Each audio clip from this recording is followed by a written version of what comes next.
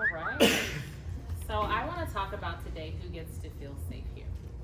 We're going to talk about safety from a few different angles. So to tell you all a little bit more about me, I am queer, Black, polyamorous. I'm very radical. I'm a single mom. So I bring a lot into this space. And I think that safety is a very complex thing that we talk about.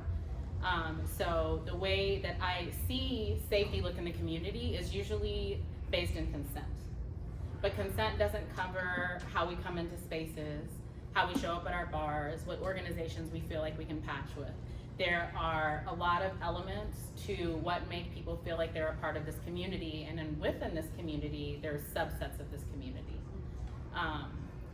Some words I want you all to think about as we get into this discussion today is gatekeeping. Is that safe, or is it creating safety or creating a lack of safety? What kind of consent are we practicing? Are you practicing embodied consent from your head to your toes, and you're checking in with your nervous system while you're talking to people and making decisions? Are you being accountable in your consent and thinking about your value system and boundaries? There are power dynamics to safety. If you're in an organization or you're wearing a sash, do you feel safe with that organization? Is that organization safe for the people that you represent when you wear it? So it's a very multifaceted thing. I want to say from my perspective as a very radical Black queer person in this space, that I think that safety is dynamic, and it is everybody's responsibility. And going back to some of the things that have been spoken on, liberation, making our own choices, and writing history and hearing history, we have to first, to create that safety, we have to sit with other people actively and be present. So I want just for a minute in this room for us to really just take in this space. For those of y'all who've been in maybe for church, you know how we have that meet and greet before we get started. I really want you to look around and orient yourself to this space and see who in here you know. And really look around. I'm not playing with y'all. Don't look at me. Who do you know in here? Who do you not know? Is this your first time? Oh, hi. Yeah. Turn to your neighbor. Turn to your neighbor. Turn to your neighbor. Hello.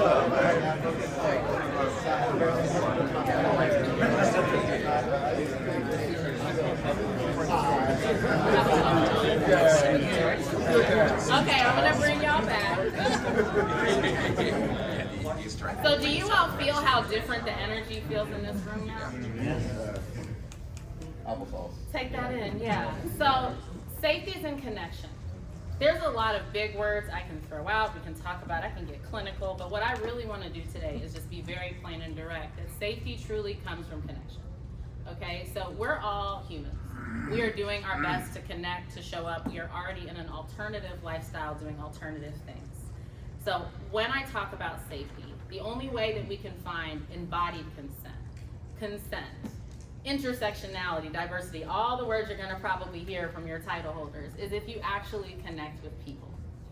So when we come into these spaces and we look at each other as people, not their sashes, not what's on their back with their house patch, not if they're a master or a slave, but a person who is standing in front of you. I don't care if you think you know who they are because they're Black or Asian or short, whatever. We need, the safety is in sitting and saying, hey, this is who I am, who are you? And actively listening. Because what I felt happened in this room when we all had that short time to connect is the whole energy changed.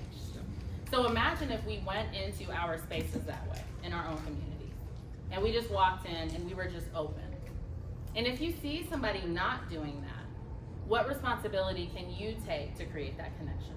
It takes nothing to walk up to somebody.